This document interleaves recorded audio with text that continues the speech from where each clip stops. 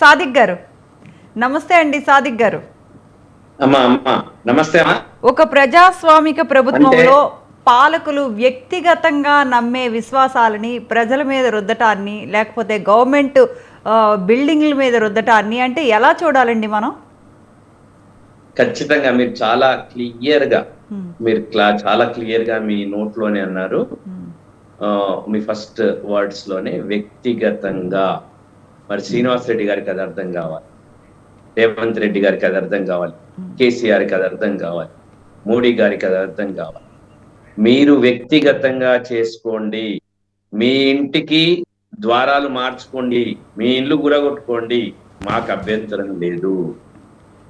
ఇది ప్రజా ప్రయోజనాలు, ప్రజల పైసలు. ఎవరిని అడిగిండ్రు మీరు? For whom you have taken the permission?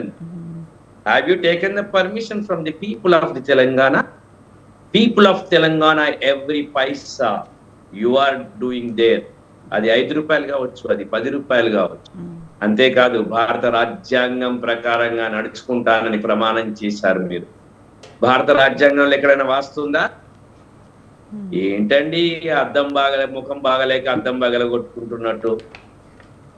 అర్థం కాదు. మీ గురించి వెయిట్ చేస్తున్నటువంటి మనుషులను కలవండి. 5 సార్ల నిలబడ్డ గుమ్మడి నడిసే కలుస్తలేడట, ఆయనకు ద్వారం పెట్టండి, ఆయన ఇంట్లోకి రానివ్వండి, ఆయనతో మాట్లాడండి. These are all nonsense. Yes, nonsense. అది ఎవరికైనా కనిపించవచ్చు. నేను ఈ రోజు మాట్లాడింది కాస్త కఠినంగా అనిపించవచ్చమ్మా, కానీ చర్చ అవసరమే. ఎవరి పైసలమ్మా? ఆయన యాగం చేస్తాడు, ఈయన ద్వారం తెరుస్తాడా? ఆయన యాగాలు ఏంది, ఈయన ద్వారాలు ఏంది?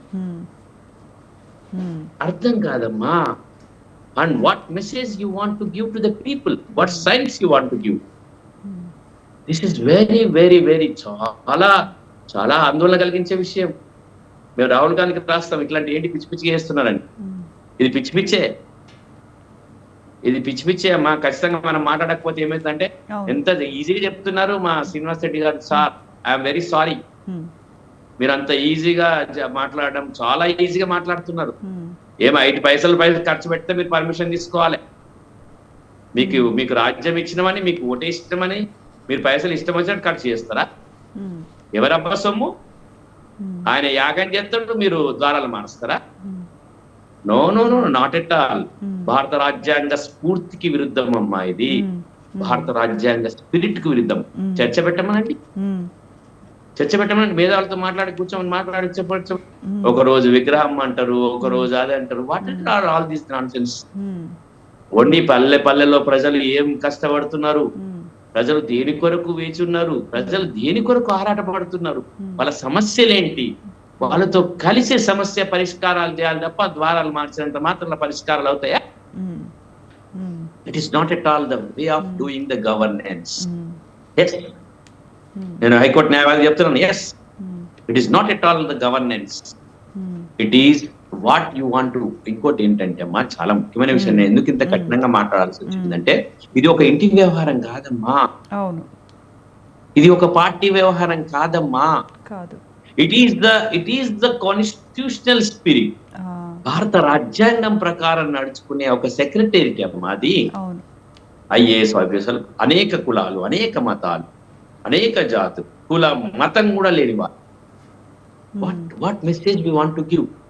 నిజంగా భారతదేశంలో వీళ్ళు ఏమనుకుంటున్నారంటే, ఈ సెంటిమెంట్స్ పెట్టుకొని ఈ ప్రజల్ని సెంటిమెంట్ల వైపు తీసుకెళ్లేసి చాలా ఘోరం అవుతుందమ్మా. ఇది చాలా ఆలోచన. అదే సాదిక్ గారు, ఇప్పుడు మీరు చెప్తున్నట్టు యాగాలకి, యజ్ఞాలకి, పూజలకి, వాస్తు నమ్మకాలకి మనం ఏమీ వ్యతిరేకం కాదు. కానీ గవర్నమెంట్ బిల్డింగ్లు రాజ్యాంగబద్ధంగా వ్యవహరించాల్సిన, గవర్నమెంట్ వ్యక్తిగతంగా మీరు ఎన్ని పూజలైనా చేసుకోండి, ఎన్ని యాగాలైనా యజ్ఞాలైనా నమ్మకాలకు మనం వ్యతిరేకం కాదు. ఎవరి నమ్మకాలకి మనం వ్యతిరేకం కాదు. మీరు చాలా చక్కగా చెప్పారు.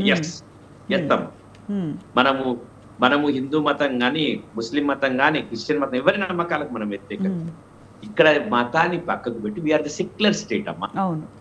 ఏ మతంతో పని లేని వాళ్ళు, ఏ కులంతో పని లేని వాళ్ళు, ఏ జాతితో పని లేని వాళ్ళు, మీరు చేసుకోండి ఇంటి దగ్గర. అవును. You are having a freedom. Article 19 ఏం చెప్తా అంటే you are having a freedom. మీ ఇల్లు కూడా కొట్టుకోండి, అవును. మీ ఇంటి ద్వారాలు మార్చుకోండి. మనం వద్దంటామా? అవును. రేవంత్ రెడ్డి ఇల్లు కూడా కొట్టుకుంటుండు, వేరే దిక్కు ద్వారం పెట్టుకుంటాడంటే మనం ఇక్కడ చర్చ పెడతామా? అవును. పెట్టొచ్చా అమ్మ చర్చ? నో. లేదమ్మా, అది ఆయన పర్సనల్ కదా. అవును. రేవంత్ రెడ్డి లేకపోతే కేసీఆర్ లేకపోతే మోడీ రోజు గుడికి పోతానంటే మనకేమో వస్తున్నామమ్మా. అవును. అని అది it is a personal affair అమ్మా. అవును. ఇంతెందుకమ్మా, సుప్రీంకోర్టు న్యాయమూర్తి ఇంటికి పోయి విగ్రహంలో పూజ చేస్తేనే మేము అబ్జెక్షన్ చెప్పినాం. చంద్రచూడ్ ఇంటికి పోయి మోడీ దండం పెట్టి ఆయన విగ్రహం చెప్తే no no no, it is not the personal capacity, you are the chief justice of India అని చెప్పిన. ఇట్ ఈస్ నాట్ పాసిబుల్ అమ్మా, ఇట్స్ నాట్ పాసిబుల్. అవును. అంటే ఏం జరుగుతుందంటే ఇది ఎంత కామన్ గా చెప్తున్నానంటే నాకైతే చాలా బాధ అనిపించింది. ఇప్పుడు శ్రీనివాస్ రెడ్డి గారు, ఐఎమ్ వెరీ సారీ, ఎంత ఈజీగా దాందే ఉందండి అంటుంటే నాకు ఏం మాట్లాడాలో కూడా అర్థం కాకుండా ఇప్పుడు నేను మాట్లాడాలనుకున్నంత మర్చిపోయినాం నిజం చెప్పాలంటే. అంటే ఎటువైపు వెళ్తున్నాం, where we are going and which side we are going, what is this? మీరు అన్నట్టు కులం, మతం, జాతి, ఆచారాలు, వ్యవహారాలు పర్సనల్ అమ్మా. ఎస్, వాటిని మనం గౌరవిస్తాం, ఖచ్చితంగా వాస్తుని గౌరవించుతాం కావచ్చు. ఎస్, వాస్తుని గౌరవిద్దాం. నేను చెప్పినట్టు మన మర్రి శ్రీనివాస్ రెడ్డి గారా వారు చెప్పినట్టు మేము వాస్తుని గౌరవిస్తాం సార్. ఓకే, వాస్తుని గౌరవిస్తాం, కానీ it is not for the public. Public లో ఎక్కడ రాజ్యాంగం లేదు.